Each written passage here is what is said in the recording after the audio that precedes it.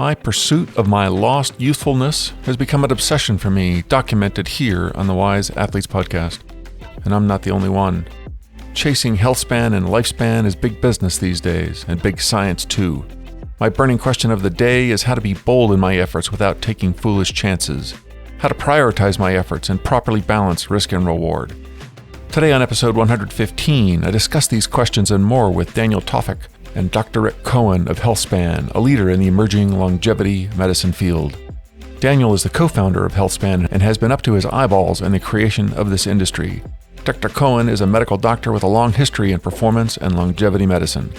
In our discussion, these guys walk us through the landscape of risks and rewards, rules of thumb for being safe while making a difference, and tests we can use to track progress or reveal errors.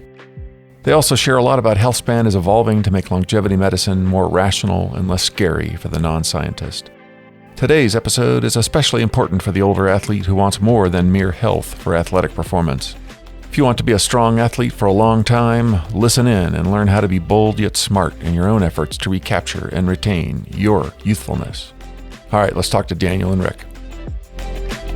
Daniel Tawfik and Dr. Rick Cohen, welcome back to the Wise Athletes podcast. Thank you, Joe. Great to be here. Absolutely. Excited to share. Fantastic. Well, hey, both of you guys have been on our show before. And we were talking about different topics, although related. And so, of course, that's how I know you. I did not know that you guys were connected at all. And maybe you weren't when we first spoke, Rick, but you are now. And why don't you guys kind of give our audience a little bit about, what do you do? How are you connected to this topic, and how are you working together? Sure. You want to start, Daniel? Sure, yeah.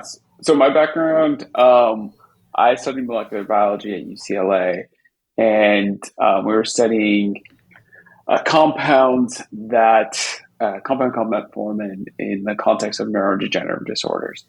And we were looking at kind of neuronal atrophy that was caused by metabolic disorder. And so we were looking at molecules that increased glucose uptake into the neuron, and metformin was one of them. We saw that in mice, when we gave mice metformin, you would see a prophylactic benefit against getting AD, dementia. And so we were looking at kind of exploring the different pathways that were involved. And one of them was this metabolic pathway, but the other one was this mTOR pathway, because metformin also impacts the mTOR pathway as well, which is mTOR is this switch in every cell that triggers the growth machinery within that cell. And so we got very interested in, there's a lot of data around metformin and rapamycin, these two medications that impact mTOR activity. And so as time went on, I would see kind of like interest within the scientific influencer community, whether it's Peter Attia, the Rhonda Patricks of the world, who are interested in these compounds for their benefit against, like, being a prophylactic against age-related chronic diseases. And so I thought that was interesting. But when I would go talk to my physician, they would look at me like I was crazy. Why would you want to take metformin as someone in your mid-30s interested in like a diabetes medication? Ultimately, my wife, she had lymphoma, and I was reading some articles. Her lymphoma relapsed, and she was getting a stem cell transplant at City of Hope Hospital. And I was looking at some articles on the use of metformin, something that I studied like 15 years earlier. Metformin as a prophylactic against cancer development, playing on some of the metabolic quirks of cancer cells that are a strategic advantage in their uptake of glucose, to allowing them to grow in a way that a normal cell couldn't. And so I tried to get her, the article that I was reading was by a guy named Peter Attia, and the use of metformin as a prophylactic. I was trying to get her into Peter Attia's practice. And when we couldn't do that because of it was exceedingly impossible to do so because of his bandwidth and everything, we decided hey, let's go and create a medical practice, a telemedicine medical practice that offers patients the opportunity to talk to a doctor about some of these novel treatments that are prophylactically increasing health span, the amount of time that you go through life without incurring an age-related chronic disease. And through that journey of starting this telemedicine practice, Rick and I connected. He was on one of the forums, the gerontology research group, and our conversations led themselves to these medications are really interesting. They're very interesting, but things are much more complex than there's a silver bullet around taking rapamycin or metformin. There needs to see kind of a more holistic view in piecing together kind of the markers that would tell us how do we really know if a patient's in optimal health. And so Rick has been guiding us as a medical advisor to our company, Healthspan, to kind of look at things in a broader view.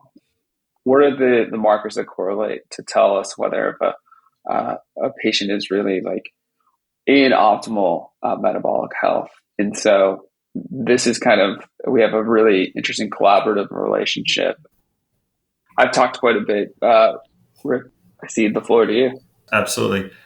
My background, anyone had a chance to listen to Joe and my discussion was passionate for health and longevity, 30 years ago.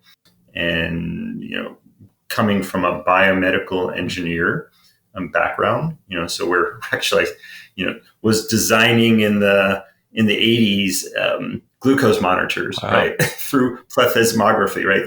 We didn't have the technology, or I have it somewhere in a box, right? Or a wireless EKG, strap that you can put on your chest. Like, these were 30 years ago. It was sort of fun. But I went from sort of this engineering practical approach, and it's very much my focus, to a functional clinical physician. About 15 years ago, I had an opportunity to get involved in some other projects with regard to testosterone, and I sort of engineered a protocol at that point for optimizing testosterone health, looking at metabolic health. And, this was just at the time when testosterone was coming in. So I always tried to look with that functional engineering mindset of what's going on. And, let's go 15 years forward. I've had a couple different brands and company I've started, but, my passion has already been in the longevity space. And over the past 3-4 years, the opportunity to spend my time and consult and work for companies and also create our own initiative has now reached a point where that's possible. So Daniel and I have, hooked up to sort of take the understanding using rapamycin, or mTOR, really more important, as a starting point to unpack, what that means, and then to sort of create some systems so we can create some clinical useful protocols for people. The goal is to try and, I call myself a disruptive visionary clinician, is to bring Daniels of the world, to bring some of the researchers of the world, and have practical clinical applications, right? So we can really begin to understand and not do studies on mice, and not do studies, and not debate whether high protein or low protein, or not debate, stacking. It's like, just, we have the assessments and ability to do that. Unpack that, I suppose. But, Daniel and I are going to be implementing, some of these first line sort of therapies and sort of advance them out as we go. But the key point is, we really need to understand in humans what things do. And we need to be able to measure and track things. And they don't have to be sophisticated labs, but we need to have some yardstick. And within that yardstick, you need to have a lens. Like, why are you doing something? There is no one magic solution, right? There, as Daniel and I were talking earlier, there's levers, or there's instruments, in a symphony. We need to know which instruments need to be played and when. hopefully that sort of gives you an idea of where I'm coming from. Yeah. And it sounds really interesting. What I asked you to come here to talk about overlaps with what you guys are talking about. You guys obviously are a great resource to speak to this point, and perhaps you can throw in references to the broader topic as you're helping me and people like me to understand. So why don't we start? I'm going to start at the top here just so that the audience can follow the breadcrumbs. So you guys know, because I have recently reminded you, and the audience who's been following me along here knows that the Wise Athletes podcast is for the older athlete who seeks longevity in sport. I rarely say so, but my intention with those words, which I have said many, many times, is to purposefully include concepts beyond athletic performance. One of them is health. A healthy athlete is a strong athlete, right? But two, longevity in sport requires longevity in life, just sort of by definition. And so if I want to be as healthy as I can be right now, and I want to stay that way for a long time, well, that's not very hard to understand, but it turns out that it's kind of complicated. I guess you guys know better than me. One of the major bummers in life for the older person is that nobody knows how to make people younger. So all we can do is slow down the rate of aging. And I'll claim that it's understood, or at least widely believed, I believe, that the healthier I am, the slower I am aging. You say healthier. What does that mean? I can't give you any more detail than that because it's just an idea of sort of what I mean is younger, right? I want to be like I was. Well, no, exactly. Yeah. So let's use a different word instead of healthy. Okay. What word? Youthful, resilient, anti-fragile, right? Like Okay. You want to be youthful. You want to stay youthful. You want to be able to recover like the way you used to be. You'd like to be able to take challenges like the way you used to be. That's a more specific way to think about it. I think that you're right. I think that, anyway, maybe it's a bias, but my belief is that it's already an unusual concept, but a useful one for the lay public to get this idea that the healthier they are, whatever that means to them, the slower they are aging. We're not talking about slowing the rate that the planet is going around the sun. We're talking about that their biological age, the pace at which they're getting to the end of their life is slowing down. Not necessarily going backwards, but to the extent that they're unhealthy or unyouthful, and they can find a way through getting in shape and having a better diet and maybe exogenous chemicals, figure out how to become more youthful, then maybe they are rolling back function. And I'm going to come back to that point too, because there's an important piece, a lot of the challenges we have to face in this space is to reframe the years and years of Western medicine, health doctrine, education, and what we think we should be doing versus what we know we need to do. Yeah. Well, you're the expert, and I want to get to where I can stop talking and you can talk. And our audience is looking forward to that too, I am sure. But I'm trying to set the stage for the conversation. Mm-hmm. And so what I want to talk about today is one of the ways in which I and lots of people that I know, and probably everybody listening now, one of the ways that they try to seek this improvement in their athletic performance and maintaining their health and perhaps chasing a more youthful state is by adding chemicals. And I don't know if there's a better word than that, but I'm saying chemicals because I mean like pharmaceuticals and botanicals and vitamins and minerals, things like that maybe come from but are not directly included in the food that they're eating. They're adding it to the food that they eat and to their lifestyle in order to accomplish these goals. we all know what the things you should do to try to be a healthy person. And maybe that is giving you a more youthful state. But being a healthy person, regardless of who you talk to or listen to, they all fall into the same kind of buckets, right? It's your diet, and you need to exercise and get good sleep and manage your stress and all of those kinds of things. In any bucket that might be on your list of the major pillars, every one of the buckets, there's a place for supplements or medicines or the chemicals that you would add to your life. And why is that? Well, for one reason, there's a lot of money to be made. And so there's a lot of advertising. So we're all sort of bathed in this, these marketing messages. But, there's also some good in it. I have taken things and I felt better. I can take melatonin and I can go to sleep. Well, that's what I wanted. I wanted to go to sleep. So it's easy to find some value in these things. There are famous people. Ray Kurzweil has been around, for a long time. I read an article published about him in just a few years ago. He's taken 100 pills a day, 100 different kinds of supplements a day that he is taking. And then there's the new guy, Brian Johnson, I think he's got like 105 pills or supplements that he's taking every day. Maybe it's including some pharmaceuticals. Okay, so there's people out there who are making a big deal out of taking lots and lots of things. I am taking lots of things too.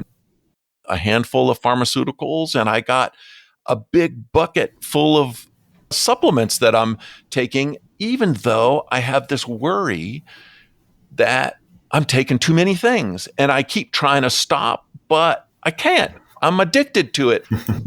What do you guys say about that? I'll let you go, Daniel. I don't think these things are like mutually exclusive. So I take a limited amount of supplements, right?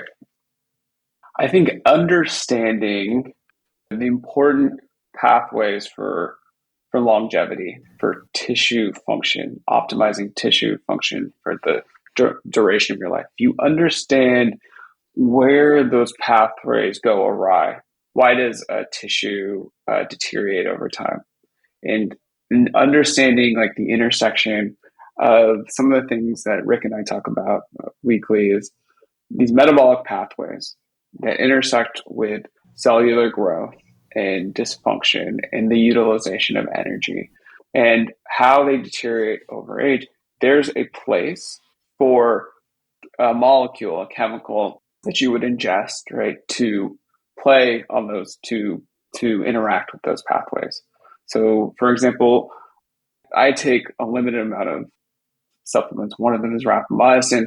I know as one ages, the activity of rapamycin, it becomes more hyperactive and it elevates over time. And that has consequences of growing bad tissue, whether that's senescent cells that are have incurred some damage, but they don't die, or that could be cancerous tissue, like my wife's experience, right?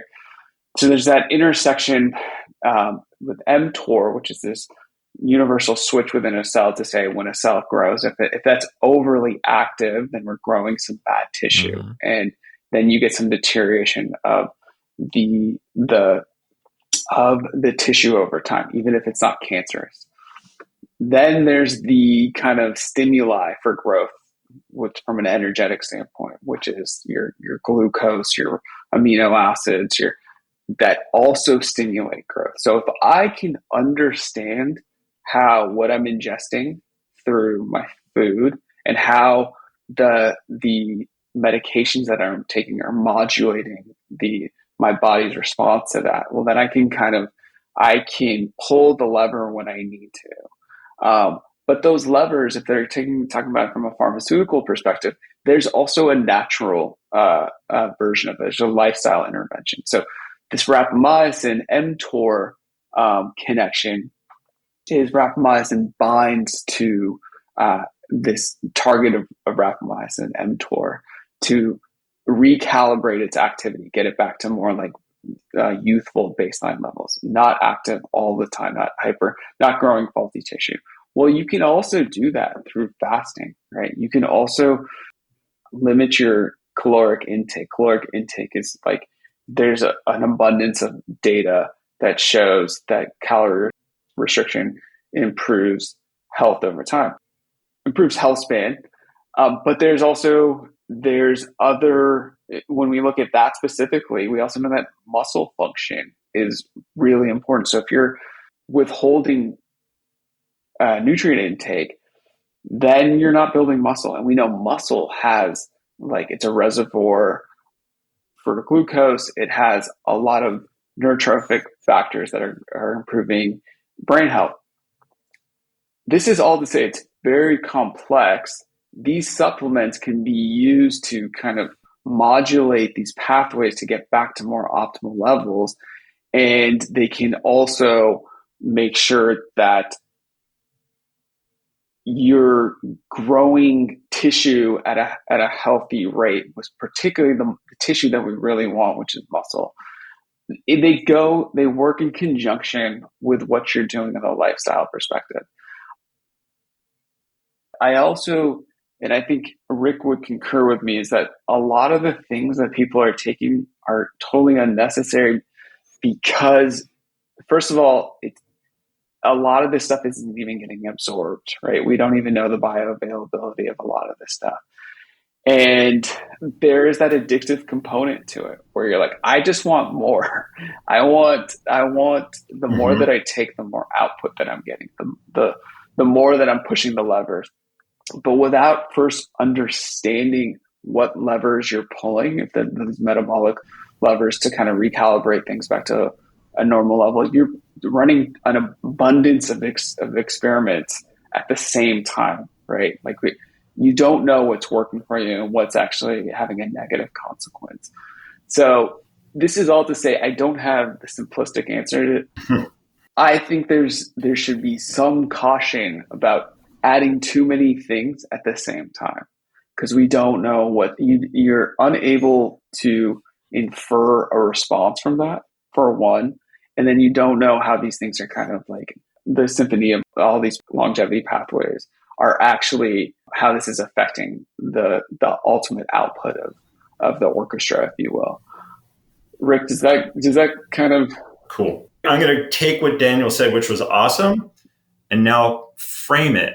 So in a way that people can have a focus. So there are a couple serious mistakes that we make because we follow this Western medicine, one pathway, one nutraceutical, and we keep treating all these different things and all these different nutrients come out, and we forget that our body is interconnected, right? So we forget that there are downstream consequences, but if we just fix what's upstream, right?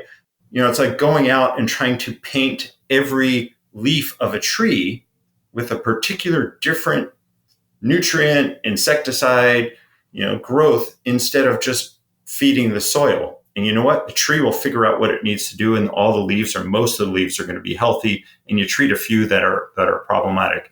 So we don't have a focus on what's really important. Okay. So breaking this up, there's two things that are really critical. One is, what do you want to achieve? What is health?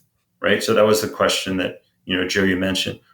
What is health and what is lifespan? So there's health span, and then there's true longevity. What we're doing now is not true longevity. Okay. True longevity is taking our lifespan from 120 and making it 150, 160, 180, etc. That's not going to happen yet. We might get there in 5 to 10 years, but we're not there yet. That's going to incur reprogramming the cell. That's going to incur resetting DNA somatic mutations. We just don't have that ability. It's gene therapy. There's multiple interventional aspects. So as much as I'm passionate about this, we're not there. Rapamycin, metformin, all of this Baskin are not going to get us there. What it does is it gives us a better chance of making it to 110. It gives us a better chance of making it to 110 in a more youthful way, and it suppresses the disease curve. So you don't get disease at 90, you get disease at 109 and a half, and you're dead at 110. So that's got to be our first focus. And The other key component to this is you don't want to be a runner who never looks across the street and gets hit by a car, right? Or a cyclist. In the same way, we want to make sure that one of the big four, sort of killers doesn't get us, whether it's cognitive, it's heart disease, it's cancer, it's immune senescence. Now, what I'll tell you is you can knock 90, maybe 98% of that away, 95 to 98%, by doing one thing, or one major thing within your body is fixing your metabolic health. Okay. So it's optimizing metabolic health is sort of the lens that's going to get us to 110. What does that mean? Right. So it's like, and then once you see through that lens, that's my goal, avoiding the disease. Now you can start to make changes, introductions, use nutraceuticals, pharmaceuticals to make that happen. So you can buy yourself more time until the next, layer of therapy comes in. Now, you have Brian Johnson doing 110. He's basically living his life trying to live longer. And he, metric wise, he's doing a good job. I don't know. And, at some point here, there's the doctor he's working with is opening up a sort of longevity physician portal. So we'll be able to get more in depth into his metrics. But I would guarantee that at least half of what he's doing isn't needed, right? So there's just a lot of stuff that they're doing that they're doing based on research that suggests they may all be beneficial, and he's getting a good result. They really don't know which ones are powering the system. So the other factor is we need to be able to do things that are practical. We have lives to live. We have other things we want to enjoy in our life. So while you and I are willing to commit a couple hours a day to this, we can't commit 8 to 10 hours a day, waking up and, taking your supplements, going to the gym and doing your red light and doing your PMF and then going your song, right? It's just not going to happen unless you've sold an $800 million company and that's all you want to do. So that's important. That's one important piece. So now, how do you know that you are metabolically healthy? Yeah. I want to get into those details here in our conversation today. We don't have to jump right to that just yet, though. Mm-hmm. There's so many topics that you guys could speak to in a way that I and my audience would be interested in. But we only have so much time, and frankly, we've burned through a lot of the time that we have for this conversation. So we'll do future talks. We'll do more talks to get to all of these things. The topic for today, just because of time, is limited to this question of how to come up with a way of thinking about supplements, whether it's pharmaceuticals or whatever, that is going to be productive for our goals. You were just talking about Brian Johnson in his 105 or whatever it is, chemicals, and I'm doing more than I think I probably should. And Daniel talked about how he's not doing that many. And Rick, you didn't say how many you did, but whenever I hear, the leading lights in the sort of the longevity space, Caberlines and others like that, when they talk about what they do, it's just a handful of stuff. They'll say things like, oh, I don't buy into that. I don't take many supplements. I don't believe those effects. And they'll mention, I take some vitamin D, and then it's like, and a couple of other things, and that's all that they do. And on top of which, when you hear them talk about like the longevity medicine, which is their business, they're developing these things and doing tests, with mice or worms or whatever. Even for worms, they say, if you're taking more than one thing at a time, you're off the map. They don't have any idea. They have no idea. When you're combining these things, what the effect is going to be. And I recently saw a chart that they put together where they were combining different things with metformin, and then they were looking to see what was the combined effect. And there was no way to predict whether it was going to be a net positive or a net negative. And so they say, just to get to this point, they say, be careful. Don't take too much stuff. If you're trying to help yourself, okay, but don't hurt yourself by trying to do too much. All right, go ahead. I think that's fair. So I think what we see in our clinical practice is the desire to take more and more and more, right? And so that's like, hey, you guys offer this menu of different longevity medications. Let's call them longevity medications. I want all of them. Yeah. I want all of them. I want to take them all now. And we really, we have to tell people like, look, even of these things that we think have a lot of value because there's clinical research behind them, we need to, one, take one at a time. Your physiology, your biochemistry is different from the mice that they sort of tested on, right? For one. And in order for us to glean whether it's pushing the needle, we can't have too many variables involved. We can't have, you're taking metformin, rapamycin, low dose naltrexone, and you're taking them concurrently, and starting them at the same time. Well, I don't know if your markers come back better. I don't know what caused what, right?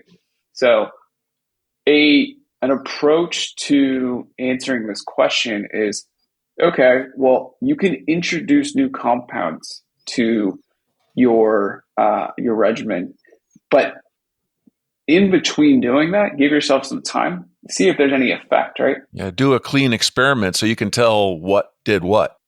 Yeah, you have to employ some of the scientific method here.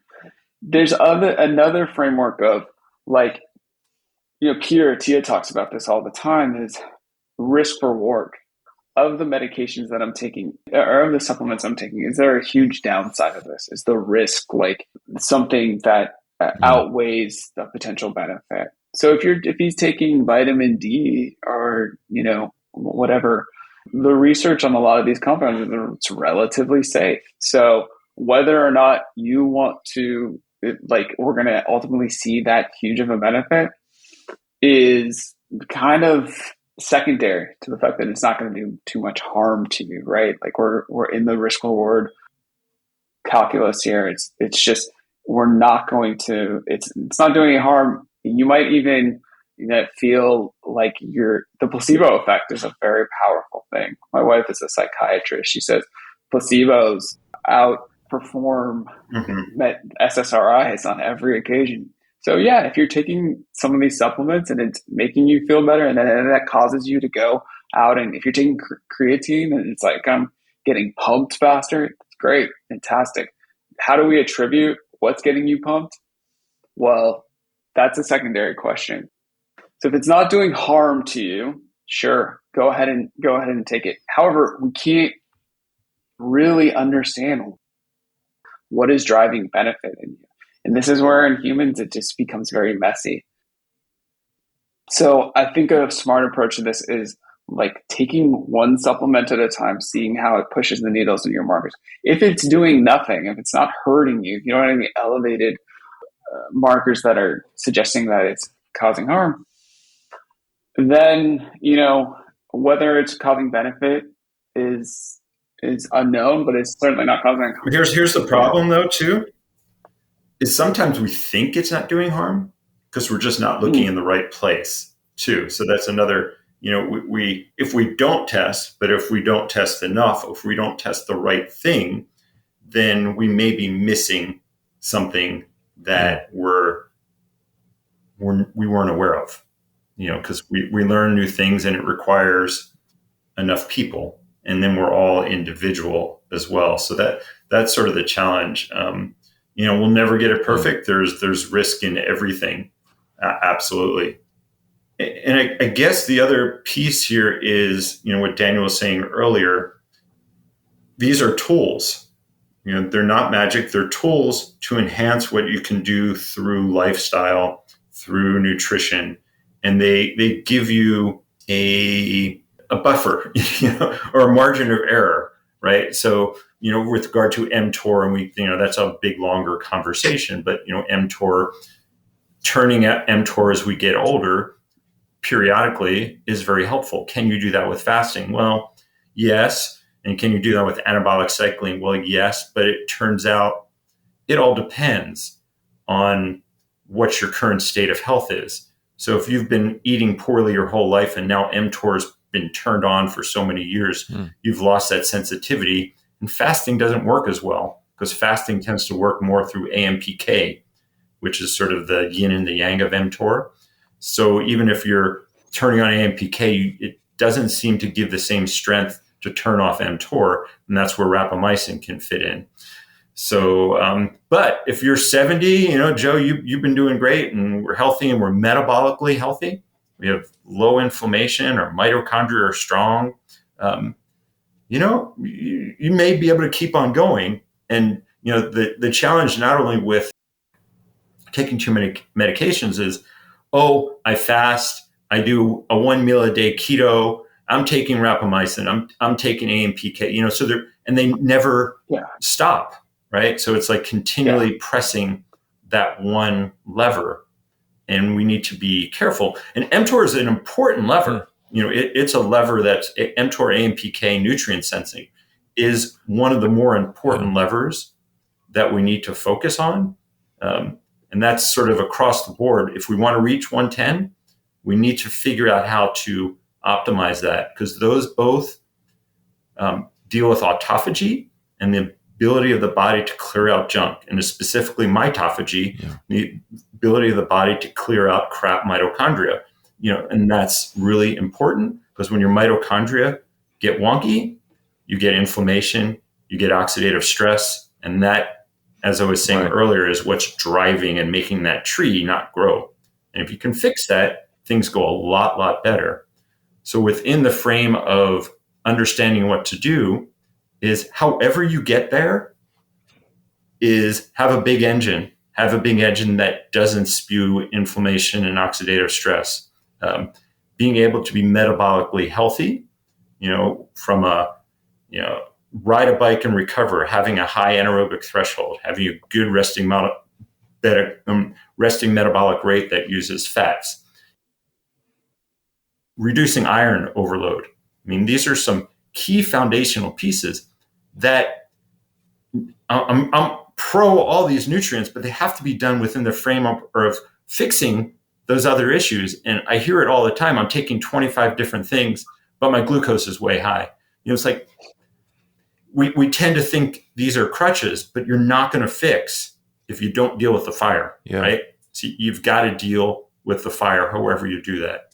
And if you're not tracking that and you're not acing that, you're missing the boat, and you're not going to get the long-term benefits. That's a really important point for this framework we're talking about supplements.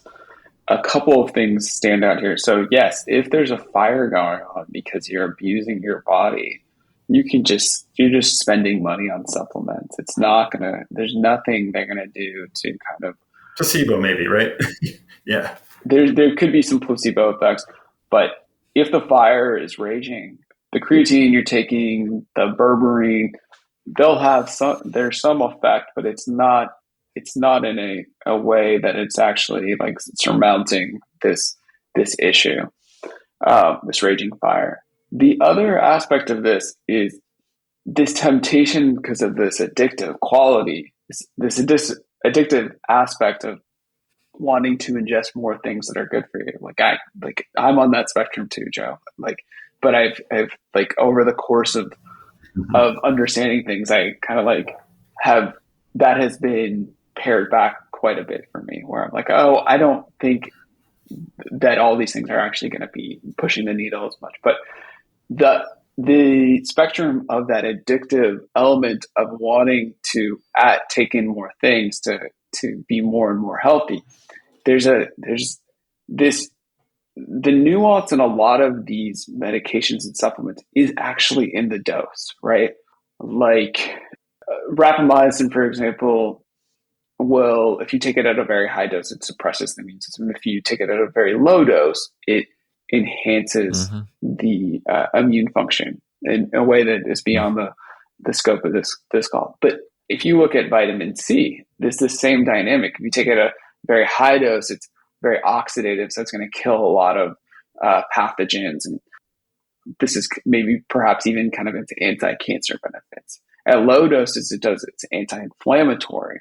So this like as a young person being in the same position as folks in your audience, like, give me more, I want to take more.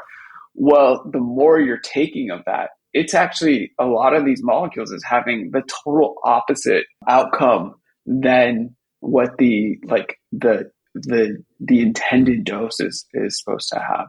So this is a nuance that people should be aware of. Like, dosing is actually the functional component of it, of getting things right with your supplements as well. Yeah. Well, that makes sense. And it seems like that the body knows that. It tries to establish like a homeostasis. And so, if it has too much of this, then it knows to get rid of it.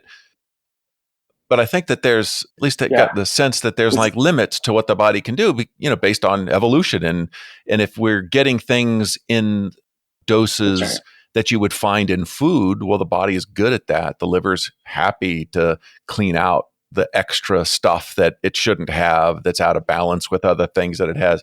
But when you're taking these super concentrated chemicals, whether they're designed to stick around in the body for a long time, like a pharmaceutical might, or you're just taking a lot of a concentrated whatever that you bought from Amazon, then this is where we can start to have problems. Am I right about that?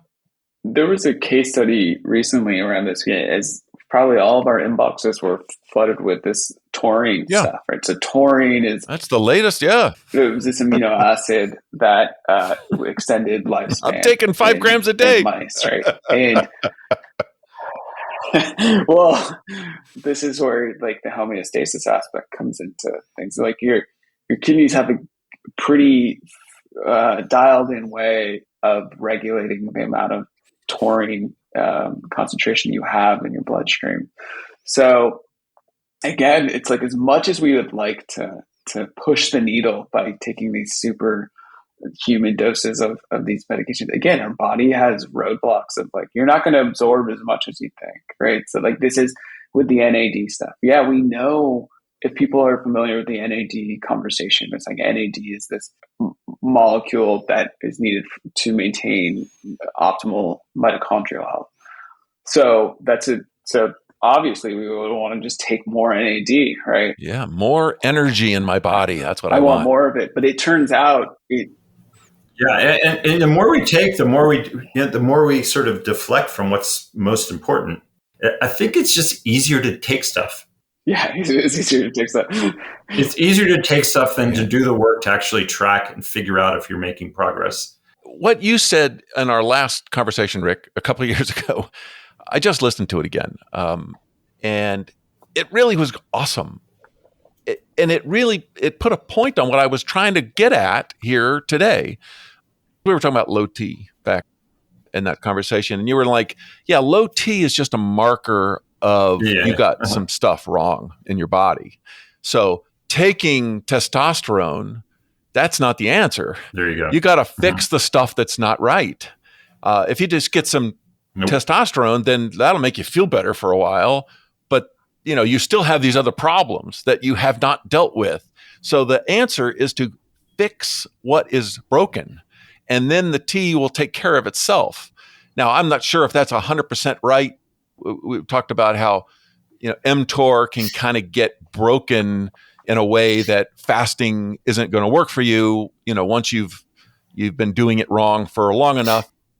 But the idea is a simple one. It's this idea that you had conveyed of, don't just go for the Band-Aid. Don't just go right to the solution. The problem, the symptom, the issue that you are trying to solve is something really fundamental. It's the fertilizer for the tree. Don't just go try to paint those leaves with what those leaves need. If you solve the more basic issues, then the leaves will get what they need. You'll solve that. Exactly. That's so true. And the more, as we get better at some of these intrinsic biological epigenetic, clocks and, markers, we can become more precise. But honestly, it doesn't have to be that complex, right? Because there's enough changes that we can see from things that we can do now. It's just piecing them together in a comprehensive way. that you know if you're heading in the right direction, right? And it could be, as simple, like I said to my wife yesterday, I do a 8 sets of 6-second sprints on a Carol bike. And it's all out. I'll do a warm up, and then for 6 seconds, I'll go as hard as I can. And my goal is to hit 1,000 watts for each of those 6 seconds. Not there yet, but I'm making progress to it. It's like, okay, so is that the only answer for me? No, but I'm making progress. I'm improving as I'm getting older. So that's a good thing, right? You need to then correlate that. Well, what's my recovery rate? What's my heart rate? What's my lean muscle mass? Is that maintaining? Is that holding? But we can look at things, we can do a lot of this at home and go, we're headed in the right direction. We're holding our mass, our visceral fat, whether you do a DEXA, and you can make sure that that's low. And yeah, you can throw in a true diagnostic omic test or a glycan age, to give some more granular information to guide you. Not that they're 100%, but it's like if they're off, then maybe you're missing something, right? And then there's the standard serum chemistry with some more advanced metabolic markers. And like if your insulin's high, okay, well, that's not good. If your blood pressure is running high, well, that's not good either. So they don't have to be that fancy. Right. But if they're off, then something's not right. If you can show me, I'll say to anyone, it's like, show me muscle mass is good. Show me mitochondrial health is good. Show me metabolic health. Your engine's good. Your recovery, your visceral fat's low, your iron's low. However you're doing it, if that's the case, then you're doing something right. Or you're it's actually, and it's another point, it's less doing something right is you're not doing a lot of stuff wrong. Yeah. And the body is really resilient, and most of our problems come from doing the wrong thing, and a lot of it. That is right. That's the operative thing, that have an endpoint to test for, right? Good. Going back to the scientific method, and what Rick just laid out is 4 endpoints to optimize for. Have an endpoint to, is your mitochondrial health optimal? Is your nutrient sensing pathways optimal? And don't miss the forest for the trees. If anything that I would want a listener to know is just like, don't miss the forest for the trees. Okay, this is great. I hear what you're saying, and I agree. And let me try to redirect back to the topic for the day, since we can't possibly try to solve all of these questions in this single podcast. I want to get back to this business of polypharmacy, taking too many things. And I want to walk through 3 steps, and we're going to touch on some of the things that we've already touched on again, but just to make it logical for the audience to follow, we'll talk about what is this landscape that we want some kind of a protocol to help us to avoid making the mistakes, avoid doing the things that are wrong that we just said. That's sort of the key. How to avoid doing things wrong. And then we'll talk about, well, what would those protocols look like? And maybe there's no, definitive answer of it's exactly this, but we can talk about roughly the kinds of things that might make some sense to follow as sort of like rules of thumb for avoiding making mistakes and maybe even things to do well. And then we'll end with, and how do you tell whether it's working or not? Right? This is where we're getting to the test. I've got a goal, whatever that is, and what am I testing? How am I testing it to make sure that I'm on track, or that I'm at least getting better over time and not getting worse because I've picked the wrong thing, or I've done too many things. This question of the polypharmacy, that I don't think we've made the point strongly enough just yet, because we got to recognize that people are addicted. Right? Everybody is addicted to, I want more, I want that benefit too, and I'm going to add that to my stack of benefits that I'm buying at 30 cents a pill. And if I just measured all the benefits that I have been promised by the marketers, I'm going to live to 500. Okay, well, that's not going to work, right? And why not? Well, we've been lied to a lot of it.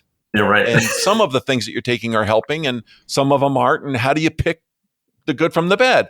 We'll get into that. But I think that the point that I really want to make is that it's not just that, oh, there's a placebo effect, so what? Or, oh, yeah, you're wasting your money, but so what? These chemicals have interactions with each other. And the more chemicals you're taking, the more interactions you're getting. And there's probably something going wrong because of these interactions that nobody has ever studied. Now, some of them, there are interactions that people understand about, things like, zinc versus copper, things that compete for absorption.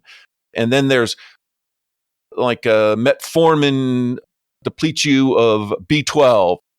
The idea that is that it's not just a waste of money. The more things you're taking, the more likely it is that you're doing the wrong thing. Is that right? Yes and no. Yeah, yes and no. And yeah, I don't know. At least for me, there's a good way to answer. Yeah, just in general, this, more specifically for each person, because there is there's a particular model that, and I'll just go back to, and I want you to, at least people to think of it in two ways. There's foundational nutrition. Okay, there's foundational mineral needs. There's foundational supporting our foods with key nutrients that we may not be getting, and doing those in a way that we're not using synthetics. I think that's a global, we're using supportive nutrients for food, and bee pollen, beef liver, magnesium's tougher to get. So these are cod liver oil with natural vitamin A. Rich egg yolks. So these, and it's a longer conversation because it has to do with mitochondrial health and copper iron dysregulation, which is a key piece to mitochondrial. So when you start to make that awareness, it's like, I'm going to do what I need to do to get those little energy mitochondria working efficiently so they can be a Tesla going uphill and not a diesel truck, right? That can barely make it up and spewing exhaust. So that's the first important thing to be aware of.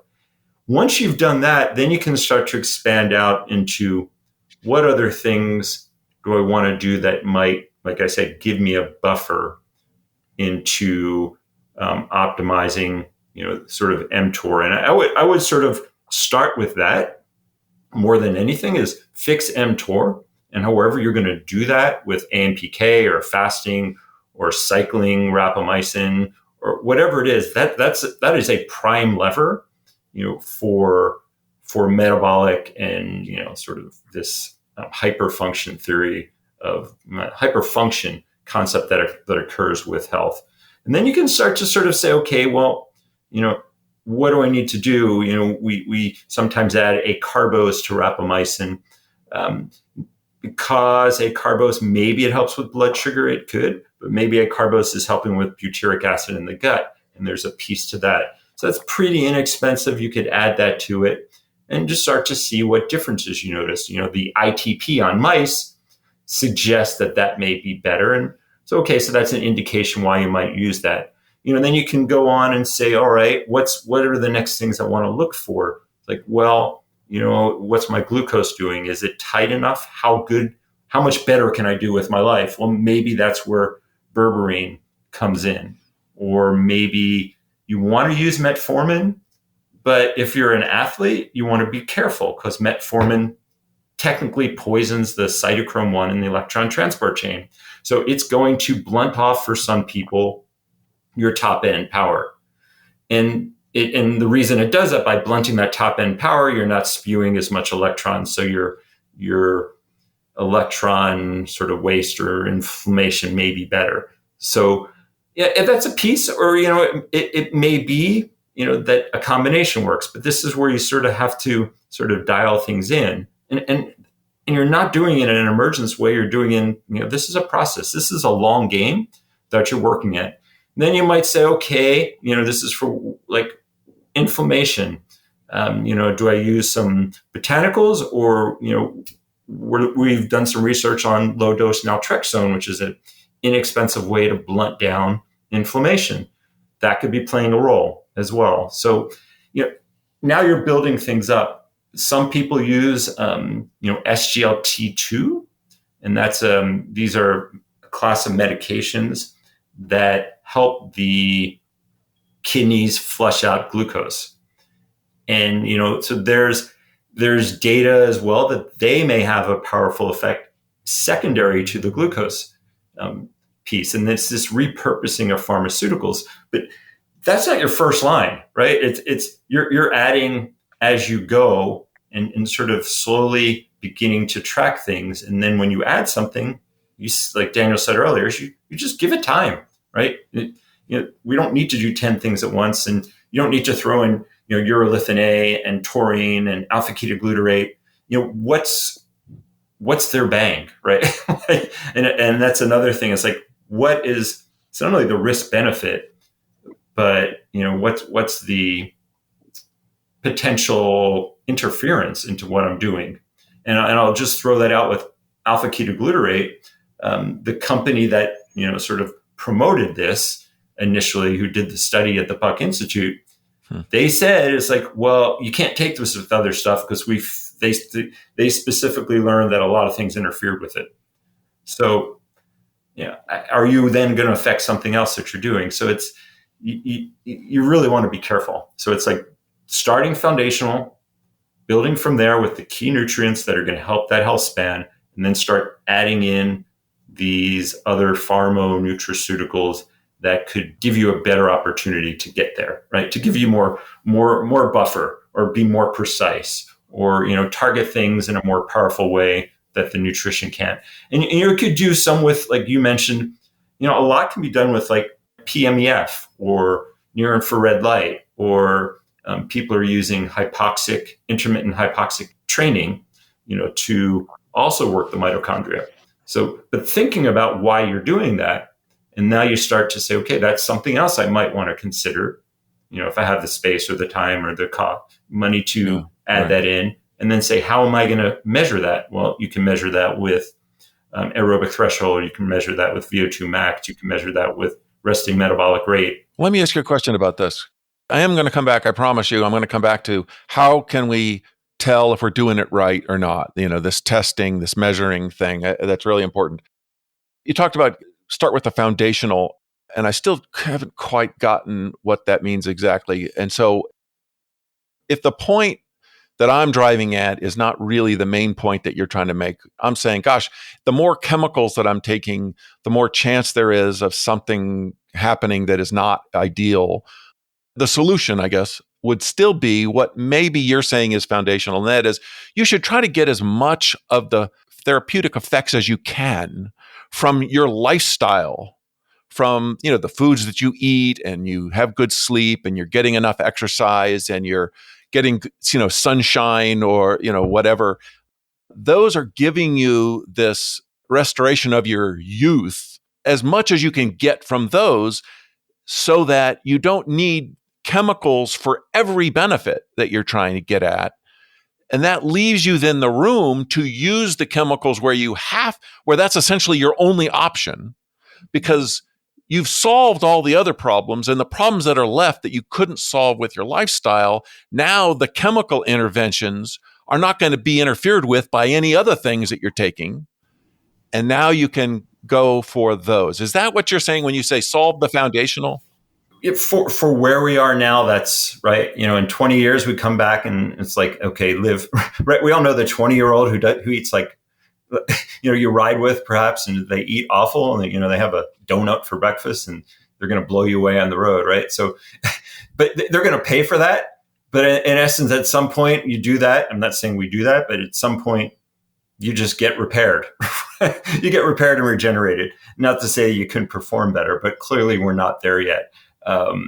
Absolutely. Right. Do the things that we know are going to make you feel good, that you can fit into your life, that are not going to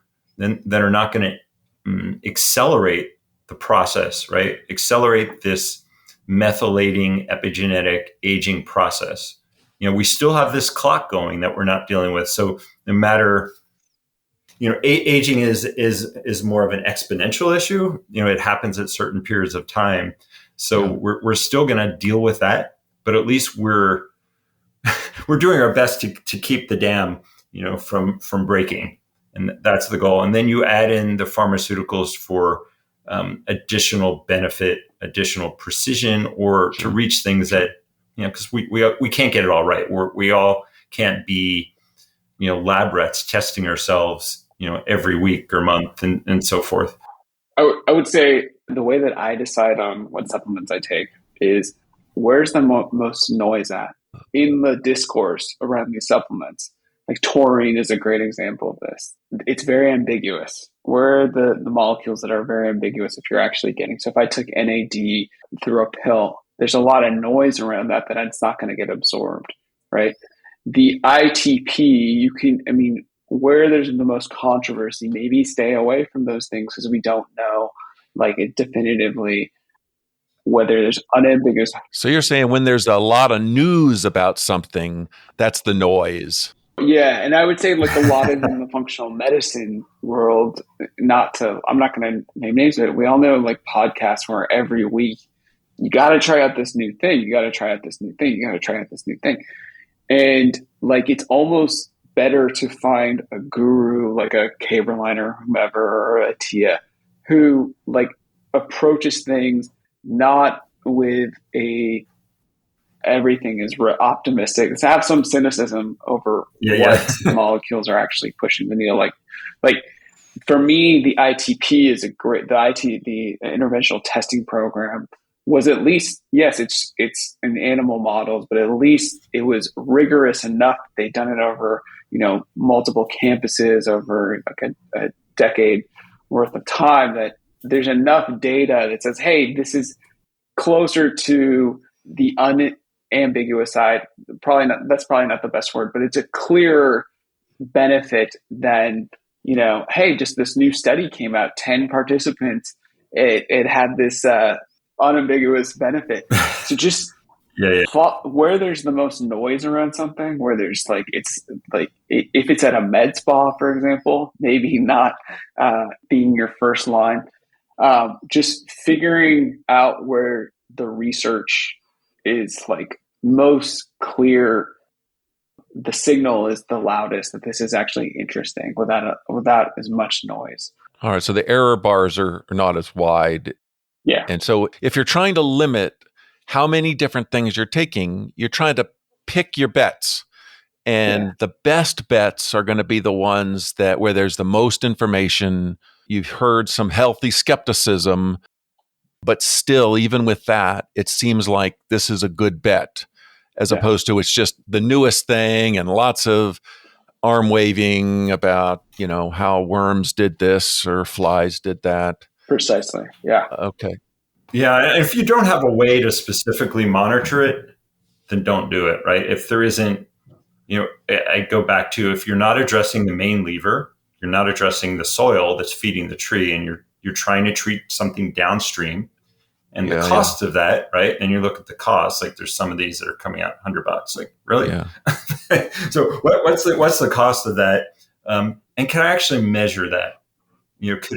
So for example, there's an interesting molecule that was out of Vera Gorbanova's lab. It's a fucoidin molecule that's supposedly helping SIRT6. Yeah, I just heard about this. I just bought 10 gallons of it. You have an IV right now. Yeah, right. When I heard that podcast, I went on Amazon and I searched for it. Honest to God, I searched for it. If it had been easy to find, I probably would have bought some. Right.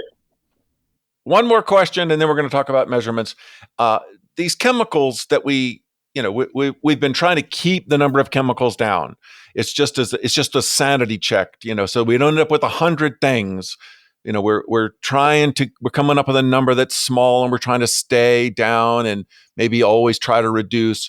But the other question related to these chemicals is, should we be taking them forever? Do we develop tolerances to these things? If we're taking them forever, should we be cycling in and out of things? Obviously, we need to test. And if we were taking it to accomplish a goal and we've accomplished the goal, maybe we don't need it anymore. But just in general, do we need to take these chemicals forever, or is the idea that it's temporary? And then if we are taking them for a while, is it smart for us to cycle in and out so that we don't develop tolerances for things or unintentionally overwhelm our liver or whatever that's trying to detoxify these things that we're taking for our youthfulness? It's on a case by case basis. So like certain supplements you probably don't want to take forever. There are certain supplements you want to cycle. It just depends on what the end goal and like what kind of feedback loop that the supplement has. It's one of those things you just have to look at research of what is the best protocol. And some of these the research doesn't like, and this is the case with rapamycin, for example. There's not a protocol for rapamycin that's been like, there's a clinical trial for the most optimal rapamycin protocol. So there's a lot of ambiguity there.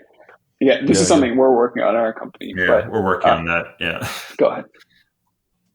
If you're going to use a pharmaceutical, or a nutraceutical to address some of the aging parameters until we have repair mechanisms in place, you're probably going to want to stick with it because, if you're taking Deprinyl, for example, based on some of the Hungarian research in the 90s of Dr. Kroll, that's going to slow down the degradation of the substantia nigra cells in the brain, which had strong correlation with age and death and function of mice. And it's a deeper conversation on why that happens, but a low dose of that cycled. What does cycled mean?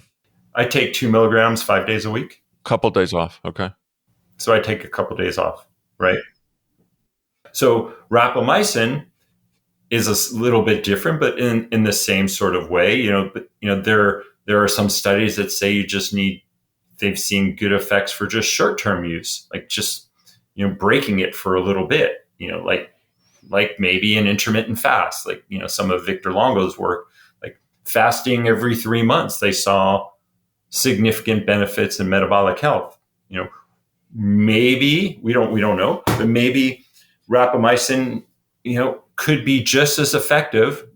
Sorry, Daniel, right? If we just take it 1 month every 3 months, we're building out an mTOR cycling protocol, but I'm definitely a fan of, cycling this on and off. I think the body needs switches.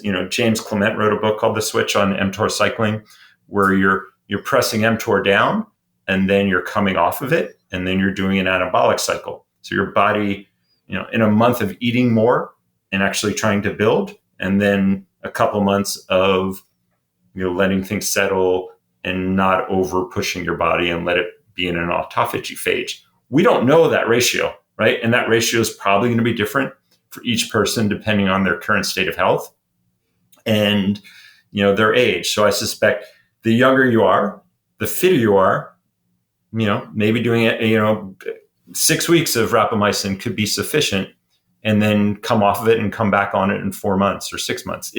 We really don't know. The challenge with that is some of the dosing, and there's some tweaks in that. But, to answer your question is, sure, cycle on and off. Okay. But there's some sense to whether what the dose and the cycle is maybe not exact. We don't know what it is, and it's different for everybody. But the idea makes sense that we should be thinking in terms of not just taking something every day for the rest of our lives, whether you need it only for a while or you need it for a long time, maybe forever. You should still be thinking in terms of not taking it every day necessarily. I'll tell absolutely. you. Cycling is chiplagook. The body likes change. Okay. I'll tell you that I have found, because I have just started doing this myself, which is why I'm trying to get to the bottom of this as whether it makes any sense. It helps me with my freaking addiction. If I have forced myself to not take it, you wouldn't believe the arguments my subconscious is giving me that, oh no, what are you doing? You have to take it. And so I find that I'm getting control over myself by forcing myself to have a supplement fast every week. It does depend on the supplement, but I think that general framework of thinking is, if you think about, take rapamycin out of it, right? mTOR, let's just look at this one thing as an example of many biological systems, right? mTOR is a switch when to grow and when to clean. Let's go into a catabolic state, which has benefits. catabolic states are good for you for the cleaning purposes. Anabolic states are good. You don't want to be fragile. You want to have muscle, right? So those are the supplement drives into catabolic state. And let's just use that word in the try to think of that word as a very good cellular cleaning. That's very good for you. But then to go in phases where you're taking the creatine, for example, or you're just stimulating with a healthy diet of amino acids to get mTOR activity, those two different phases are equally beneficial. You just need to have a little dose of both of them to maintain health. And so if you're just hitting the pathway all the time with the supplement, and again, it depends on what the supplement and what you're trying to do. Like in that particular mode, if we're talking about mTOR, that's not good for you. You don't want to be, and this is an example of this is the caloric restriction folks who are constantly hitting that pathway, right? And that's a version of an intervention that's similar to the goals you're trying to get with a supplement, right? If you were to take berberine all the time, if you were to take metformin all the time, then those people become very fragile. They're not putting on muscle, and we know the muscle is good for you. So if you could think about phases of life, right? There's phases of life where you want to be like highly anabolic. There's phases of life where you want to be catabolic for the cellular cleaning. Well, that mode of thinking extends to many different longevity pathways. So those phases are part of a cyclical protocol in terms of rapamycin. It lends itself to other protocols with other supplements as well, from my opinion. Yep. Awesome. Fantastic. Okay. So finally going to get to how do we know if we're doing it right? We're getting to this testing thing. And I think that there's like two basic buckets here. One is this idea of, how do you feel? Do you feel better or do you feel worse? And what does that mean? And is that reliable? I think is a question. And then there's the other thing, and you guys have been talking about it, the bioage tests, the blood tests, things like that. And in those areas, are there any sort of that rise to the top of being like the canary in the coal mine type thing where you really get a clear indicator of, something over here really needs your attention that's fundamental. So you should really be focusing on these fundamental things before you're worrying about, how good your fingernails look. Okay, you guys go. Yeah, there's a ton you can do. And, it sort of breaks down into obviously how you're feeling. If you're feeling awful, that's a sign, right? Something's not quite right. Clearly, you can feel good and still have a disease process going on. A good friend of ours who's been a triathlete in Southern California for 30 years, he's in his mid-70s, wins his age group all the time. Vascular disease all over the place. Exercise did not take care of his problem. So feeling good can be misleading. Feeling bad is not. Okay. So that's the first one. With the most simple is, doing some regular chemistries. Well, before you jump into the chemistries, let's talk about the feel good. What does that mean? Because obviously, if I feel bad, I get it. But there's like I'm foggy. My thinking isn't clear, or I'm sleepy versus energetic, or things like that. Yeah, obviously, can you get out of bed, quickly in the morning? Are you tired at the end of the day, or how are you falling asleep? Basic stuff. Are you sleeping well through the night? For me, just to interject, one of the things on like nervous system health for me is I'll wake up and I will want to go into a workout. I try to get a workout first thing in the morning. My grip strength is a good indicator if I need more recovery time. On that specific kind of proxy for recovery, that's been helpful for me as well. So grip strength, are you able to is your nervous system recovered from your workouts, from stress, from work? It's actually a pretty important marker for me. Yeah, no, totally. Are you achy, right? Do you have pains in your joints? Or just sore, right? Yeah, I think that's another one is that soreness, bags under your eyes, and things of these sort are all sort of pretty straightforward. But pay attention to them, because if they're existing, something's not right. And if people are writing off, let's say they're discarding information that they might be getting, but they're saying, "Oh, I'm just getting older," that's a mistake, you're saying. Totally. Yeah, that shouldn't be right. That shouldn't be. Okay, because what we're after is retaining our youth. So Yeah, I mean, don't give up on your youth. Okay, so you were going to talk about doing the blood tests and the other kinds of tests. I would say before blood test is some way to track some metrics for yourself at home. Whether it's your sleep, I mean, I like sleep tracking. So we use a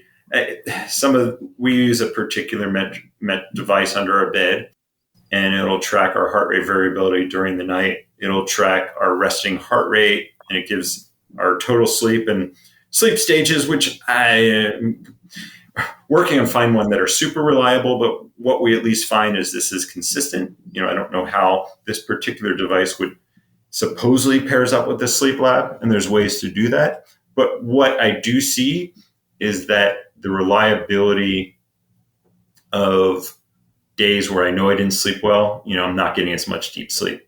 So for me is knowing that I slept well, I'm getting deep sleep, my overnight heart rate has gone low, and my heart rate variability recovery is good. So that's just a good feedback. And I don't pay attention to every day, but you could look at a trend line and say, whoa, okay, what changed over the past 6 weeks? Because it's going down, or is it getting better?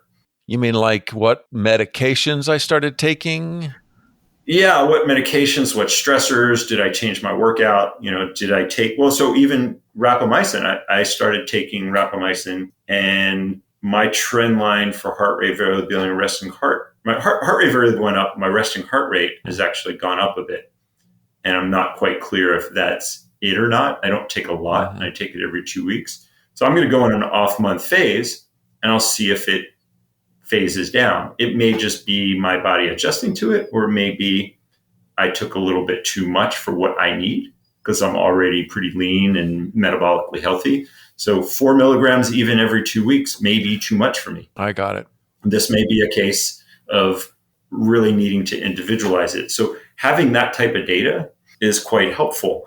As an athlete, that metabolic, not everyone has that, but if your heart rate power recovery, your functional threshold, so that's another sign. If that's getting worse, then clearly what you're doing is not helping your mitochondrial efficiency. Maybe like a VO2 max kind of a metric. VO2 max is nice, but it's an all-out balls to the wall test, and you can't regularly do that, right? So yeah, you could do that period, and it also has a margin for objective, right? One day you could have pushed harder than another. So while I like it, unless you went from 50 to 60, right? So what I like to see, what are biometric markers that should not change with age?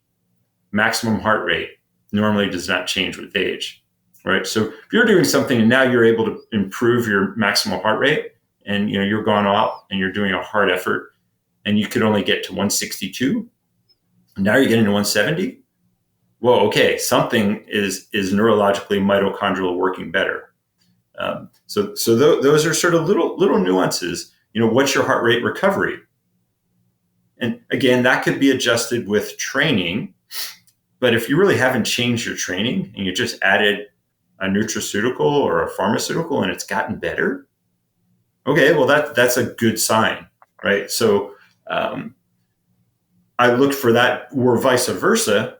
If you're doing workouts and now your heart rate recovery from your intervals, which used to be 2 or 3 minutes, or sorry, 1 minute, now it's 2 or 3 minutes to get down to a baseline level, something's not right. So it doesn't cost as much to do these things, right? It's you need some tracking devices, a Garmin, and if you pay attention to those, that tells us what your mitochondrial health is, at least from a functional perspective. It's not going to tell us the inflammatory part. Although maybe that's your recovery coming out.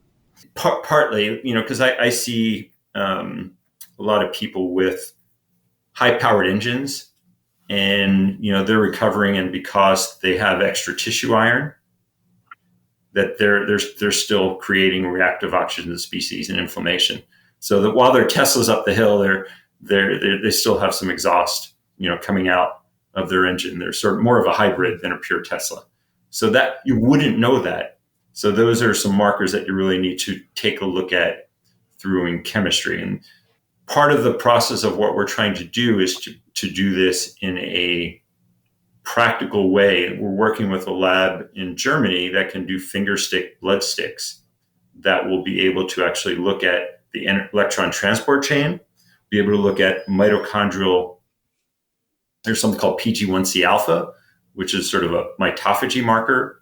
There's NRF2, which is another key mitochondrial marker for inflammation.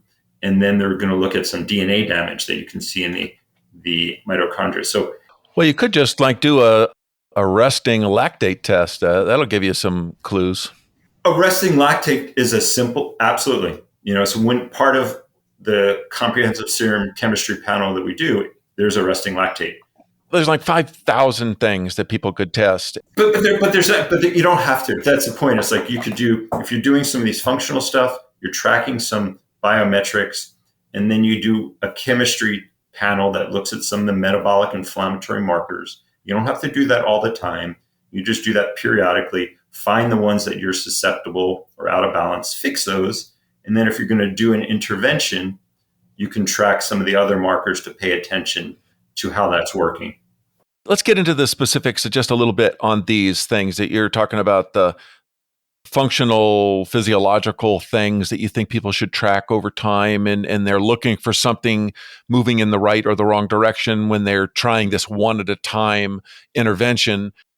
And then you also talked about some other things that they could do to find where their weaknesses are that they would then want to work on. Let's be as specific as we can. Sure. Some of the things we've discussed already: heart rate variability, sleep metrics, finding a device that's reliable. I'm not a fan of Aura on their sleep stages, but at least whatever you have. I mean, it's a nice form factor. Showing you my Aura ring right now. I have one too, but the sleep stages are junk. But what it does a nice job of, I think, is it's a nice form factor. It's tracking over time things like my resting heart rate and how much sleep I'm getting and my HRV and my temperature and some of these things which you have mentioned. But what else? What other things? I mean, should I track my blood pressure over time? What else? Certainly, key simple markers like blood pressure is sort of a very powerful marker of, vascular integrity and metabolic health. So also autonomic nervous system. So, if your blood pressure is trending high, something's off and you need to figure out what that is. We're not saying, do you need to take a medicine? We're saying, why isn't your blood pressure 120 over 70 or less than that? Yeah. Or why did it just jump up? I started taking something and now my blood pressure is up. That's correct. And the same thing for the resting heart rate overnight. And Aura will do a better job at that. If your resting heart rate is trending high, what's going on here? If your temperature, there's another device that is being used in Europe. It's called core temperature. And we're going to be doing some studies at looking at wearing this temperature device, and it will measure temperature every minute. So we have a natural circadian rhythm that occurs. So when our body is more metabolically efficient, we're actually going to have a higher body temperature.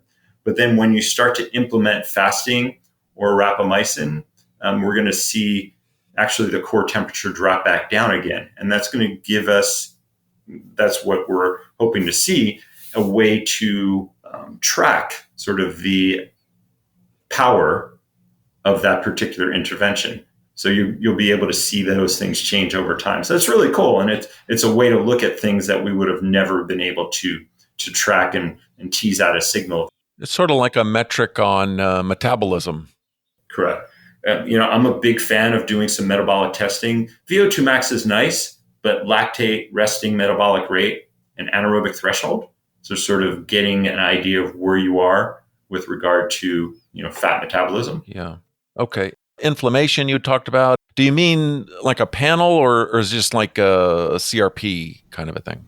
Yeah. So with regard to inflammation, the first thing, I like physical things first because biochemical markers are useful, but we need to tag those to something that we can demonstratively see in an organ or a tissue. So for me, one of the biggest things that people can really dial in is removing visceral fat. Visceral fat is the body's ability to get rid of, and I'm just trying to make it in a simple term, get rid of waste. It's like the nuclear dump, right? It doesn't want to take the fat and store it because this is inflammation cytokine. So it has to do something with it.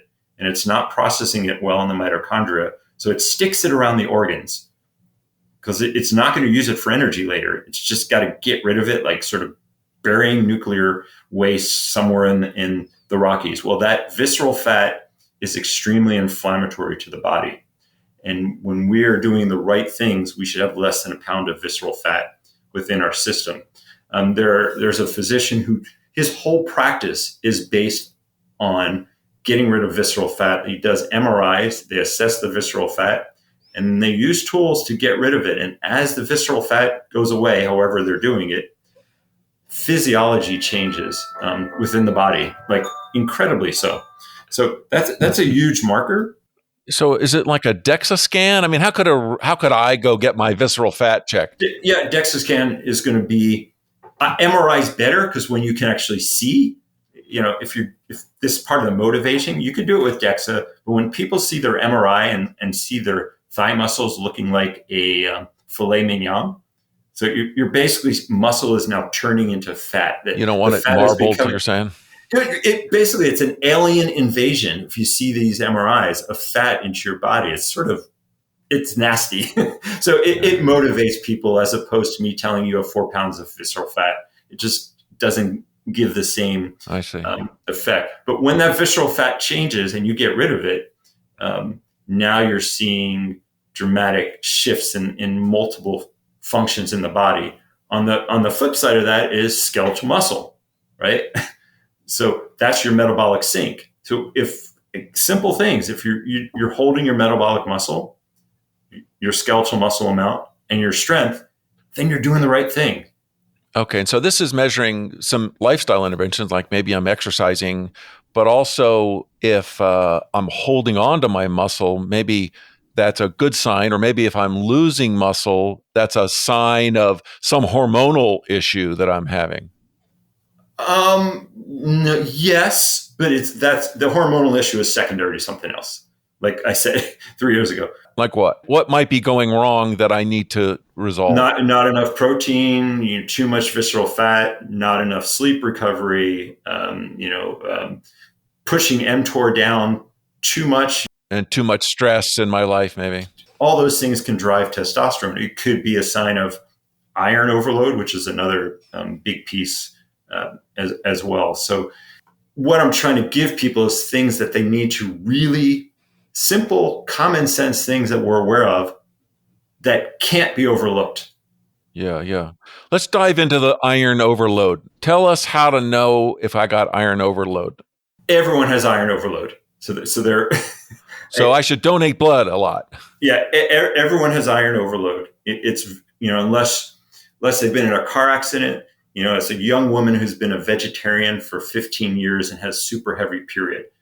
So that's a whole nother conversation of a whole full podcast. But what we need to do, one of the key markers here is making sure your iron saturation, which is your serum iron over your total iron binding, is around 20% for men. Okay. Less than 20%. The best way to determine this is going to be a liver MRI for iron. And it's not readily available. You can do that. You can actually measure, because the serum iron could be misleading. It actually could be sitting in your tissues. It's nuanced, but let's not, the majority of people, especially for men, you're going to see saturation rates over 25, 30, even 40 to 50%. Ferritin is more of an inflammatory marker. It's not a true iron marker. Iron is also an mTOR. Iron is anabolic. Oh. So iron and mTOR work in synchrony. So that's important to realize. One of the things you're going to look at is people who train at altitude. They actually tend to have higher hemoglobins, but it draws out iron out of the tissues. So, and also doing more heavy, intense training, sort of that has some intermittent hypoxia, also helps produce more hemoglobin. So there's nuances here. And like I said, it's more than we probably want to go into today. Okay. So it's complicated, but that's one of the things to go after. And one of the things that anybody can do is donate blood. Just donate blood, right? Donate blood. If you're going to eat red meat, have some coffee or some green tea or, some dairy with it. It blocks absorption. Excellent. All right. So we were talking about tests. How can we tell if we're doing it right or there's room to do better or that we've started doing something and it's having the wrong effect? Right. So obviously looking at some serum chemistry panels, from a chem panel, but also include some key metabolic features, such as lactate, such as serum hormone binding globulin, such as insulin and fibrinogen. There's some more expanded. I don't want to go over all of them here, but getting a comprehensive one, seeing where you are. And how often should we be doing this? I mean, a full panel probably once a year, just to sort of check. And then bits of it, depending on at Healthspan, you do CBCs and basic serum chemistries every 6 weeks when people are starting rapamycin. So, we're tracking things more carefully. So those are, we want to pick up changes, metabolic changes, insulin, triglycerides, HDL, uric acid, those are all useful as well to sort of gauge where you're going and see where you are to begin with. And if something's going in the wrong direction. Yeah, and you can also get very nuanced with, the general issue with serum chemistry is we tend to look at each of these markers as an individual, but there's patterns and ratios that are quite important that you can look at. You can look at, like, for example, the total protein and hematocrit gives a sign of sort of clotting ability of your blood if it's over clotting. Albumin is an antioxidant marker. Uric acid is a sign of metabolic inefficiency. So uric acid used to be under 3.5, I believe, 100 years ago, and now the average is around 5. So we're seeing trends up. So these nuanced markers and ratios of white cells give us a much greater depth of knowledge. And there's some physicians who are doing awesome research in this over the past few years and have platforms where we've taken these standard serum chemistries and really derived significant amount of information from them. Oh, I see. So what platforms, because one of the problems that I've got just personally, and I bet a lot of people have, is this idea that, you get these blood tests and now I've got this PDF with a whole bunch of data on it. And then the next one, I've got another PDF. And how do I keep track of the change? Because the one PDF to the next, the blood tester doesn't know what my last result was for whatever reason. And so is there a platform where I can stick my data and it'll alert me that, oh, your ratios are moving out of whack or this is right or wrong? At Healthspan, we do that, but there's platforms such as Optimal DX or Metabolic Fitness Pro or Blood Smart. Well, what are you doing at Healthspan?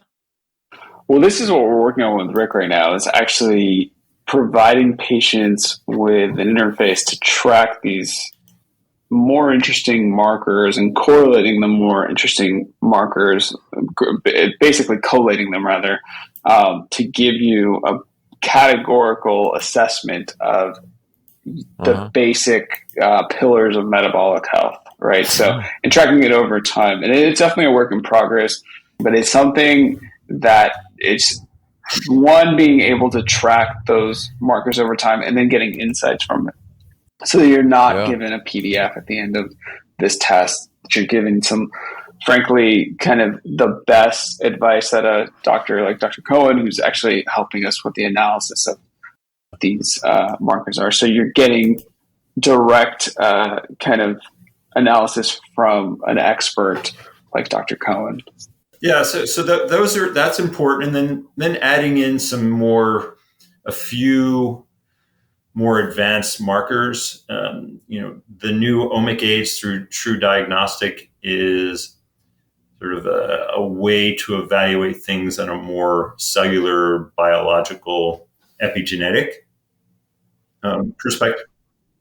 When then glycan age looks at these glycans that wrap around proteins, and there's patterns of these glycans that are being understood now, and these patterns of glycans are predictive of problems down the road. So it's sort of a marker that we're not seeing, right? So it's way different than CRP or sed rate or ferritin, which are very non-specific.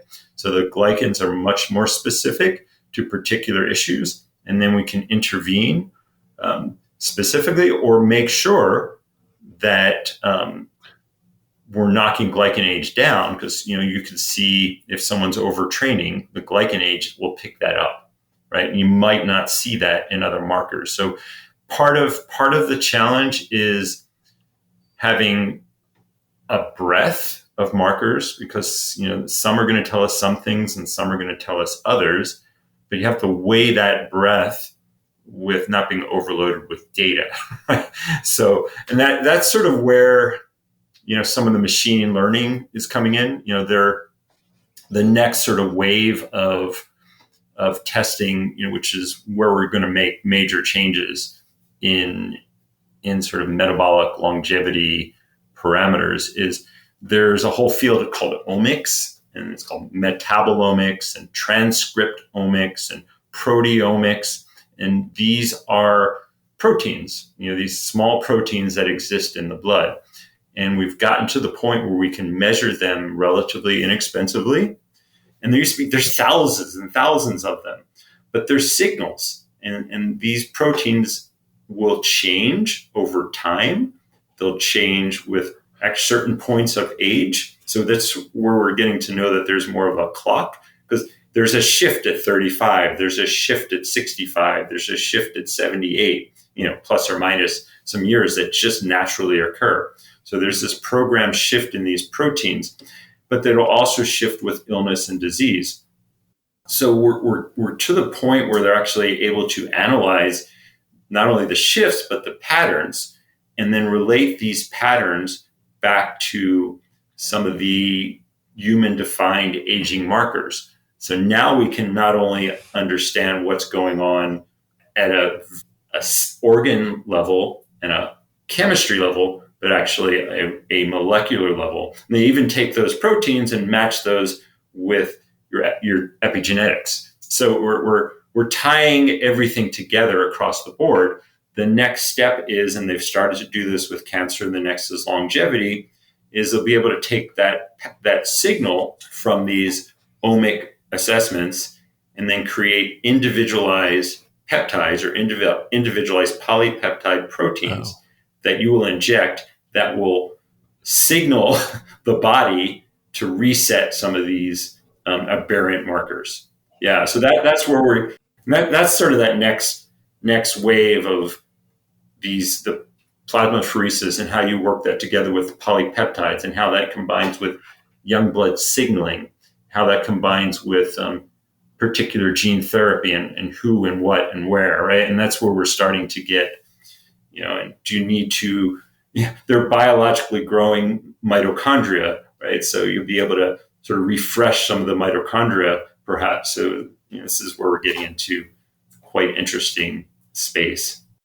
Yeah. Well, these biological age things are it's an awesome idea. It really gives you the big picture, right? You can see the forest for the trees now. I can see how I'm doing. And even if they ever were really good, I could see whether I'm having an overall improvement in my youthfulness by the various interventions, whether it's from I've started lifting weights, or I'm following my circadian rhythm better and now I'm sleeping better, or started meditating and now I'm managing my stress a little better, or I'm taking Rapamycin and I'm resetting my mTOR Correct. from being set on all the time. The old aging AI is the only one that I have done, and it says that I'm 28 years old, and so they're challenged. I'm thinking that's not right.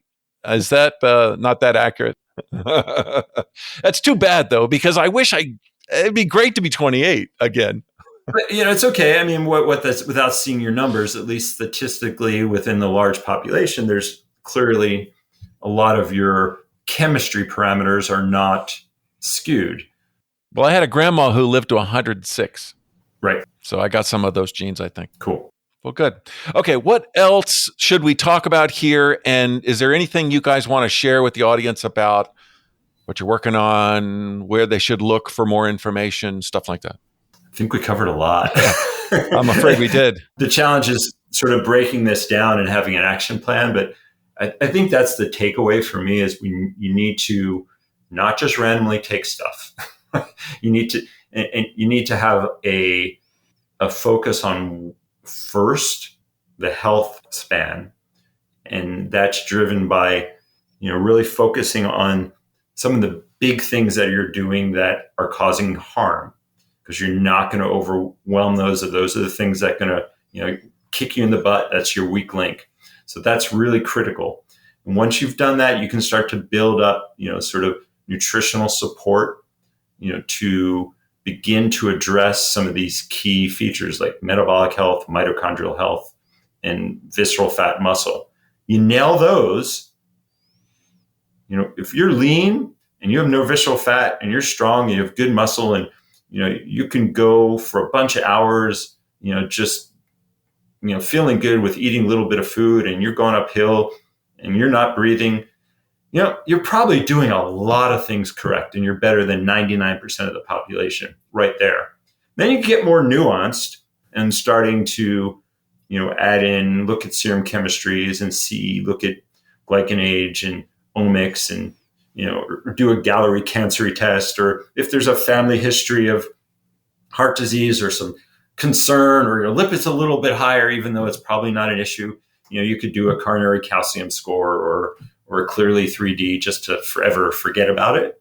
And then, then you could start to play around with how do I make things, or how do I sharpen the saw? And that's where rapamycin, acarbose, deprenyl, naltrexone, and SGLT2 can come into play and really, potentially make things even that sharper. So that's great. To weigh in on why I shouldn't use grapefruit juice with rapamycin. Grapefruit juice inhibits one of the liver enzymes, so you get a quicker absorption of rapamycin. I'm not clear. So one, I'd want to know how fast you're absorbing it normally, right? No one measures, very few. We're doing a little bit now, but you really need to know how you're absorbing first and if it makes a difference. And two, it's possible rapamycin works partly in the gut. So we don't know if we're affecting absorption, how that's going to affect the gut microbiota. And there could be a piece to that now we're adjusting. So I don't know. And I'm not seeing a benefit to it other than saving a little money, because you could take a little bit more. I don't think we're buying any improved performance effects or less potential adverse, or like some people get some mouth sores, some people get some metabolic issues. So it's not going to affect some of that at all. So I don't see a benefit, and it's relatively inexpensive in the generic rapamycin. So why bother? Like, just take another milligram or 2 or 3. Okay. And you have better control. And then the flip side, some people use olive oil. Yeah. Generally, there's the thought that if you take it with a fatty meal, that you get a better absorption.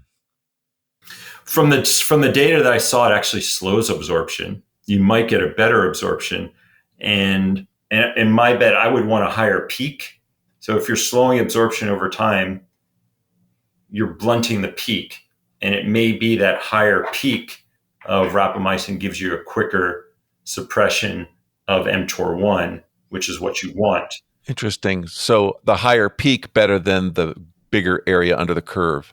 I tend to prefer that high peak go down quicker and let mTOR2 recover as soon as possible. The mTOR2, which has the metabolic dysregulation and potential immune dysregulation if that's suppressed too long. Got it. And that's why I personally like 2 weeks as opposed to a 1 week. Take a higher dose, let it phase out, let your body recover, even do a little anabolic cycle where you're eating a little bit more and pushing weights near the end of it, and then go again. So how much of a bigger dose? It all depends, right? I mean, ultimately, we don't know. Well, the common thing is 5 or 6 milligrams once a week. And if you're saying every 2 weeks, is it 10 or 12? I don't know if you need to go. I actually would start with a similar dose and just give longer time off. Like, what I was saying earlier is like, I don't think we need to be pressing that lever. We have no way of knowing if we're pressing that lever too much, if it's a good thing or if it's needed. Until it's so speculative to begin with. Why are we gambling with making it even more speculative? Right. So why don't you err on the more conservative side? It's a fair point. And that's the thing with the grapefruit thing. It's like, how do we maximize the dose? Well, why do we want to maximize the dose? And I think we've heard this. I've seen the blood work of someone taking 13 milligrams and once every 2 weeks, and then they added 6 milligrams during the second week. The question is like, why do we want to like maximize? And I think there's some interest in getting the highest dose possible to get through the blood-brain barrier. However, it's like the mTOR complex 2 aspect of it. How do we know we're not affecting complex 2 in a way that's going to have the negative repercussions? And this is kind of the data that we're trying to gather from our patients. Part of the 6-week testing is actually to answer these questions and correlating it with the actual dose. Some subjective and objective markers at home that you can follow, such as sleep, heart rate variability, power, on your bike. So things of that actually show that the mitochondrial are heading in the right direction. If the rapamycin is helping you, then all of these things that you just mentioned should get better? Should theoretically improve in the right direction. If they're not, then something's not right. Okay. Right? That's a great point. If then something's not right, and you need to evaluate, well, okay, let's what am I doing that theoretically could cause a problem? Right. And I'm not saying rapamycin causes a problem, but if the dose isn't right, maybe, or the frequency, if the frequency isn't right, and we'll be getting better with that. Over time. This is, like I said, this is quite a fledgling field, but Plus, us laymen, we don't know anything, and we just have these instincts, I think, that are leading us wrong. More is better. If a little is good, then more is better, right? That's not the right answer, but that is the instinct. I think that there is some confusion of how taking a little more would help or not, or taking a little more often or less often would help or not. I think that there's so much uncertainty about that, or how you would even test. Now, what you're saying on the testing is that your basic markers should get better. If they get worse, then you're doing it wrong. That's correct. All right. Okay. So what else? Where should we send them? GetHealthspan.com is one place. Any place else? We have yet to branch out to other things, and I think that will never change. But yeah, GetHealthspan is what we're trying to do is actually make it easier to take out all of the guesswork out of this stuff. So this is it's a work in progress that Rick is actually leading us on, but it's Great. Take out the guesswork. We review the discourse, we review the papers so that lay people don't need to have to be statistical analyst of research. So we can kind of figure that stuff out and then provide just like boundaries in which you're taking this medication so that we're doing it in the most optimal ways. Awesome. Well, that's great. I mean, we need that. Look, the premise of this started with, I want to continue to be aggressive in pursuing my youthfulness, my recovery of my youthfulness, but I don't want to be stupid. I don't want to hurt myself in an optimistic effort to try to do it faster and more than I should. So this has been helpful to me. My guesses, I think, turned out to be right in some cases and not in other cases, but that's good. That's why I asked you people who know what you're talking about to come and talk to me, and we got it on tape here so everybody can benefit from that. So thank you much. Yeah, I mean, it's a long game play, right? So this is not instant fix, right? There's no magic here at this point, but we're putting the pieces together in a much more powerful way than has been done forever. And being patient is a tough thing. For one thing, the clock is ticking, man. And I only have so much time left. And if I have to wait 20 years to get to the answer, well, that's too late. So I'm in a bit of a rush. But on the other hand, if I try to go too fast and I screw it up, then I have hurt myself instead of helping myself, which was what I was after. Right. And just remember, we're not missing expanding our life at this point because we're not really doing that. What we're trying to do is keep ourselves healthy and have tools to keep ourselves healthier longer, which we already sort of know how to do. We just need to do it in a more methodical way, in a way that's not being offered through, the outdated conventional world of medicine.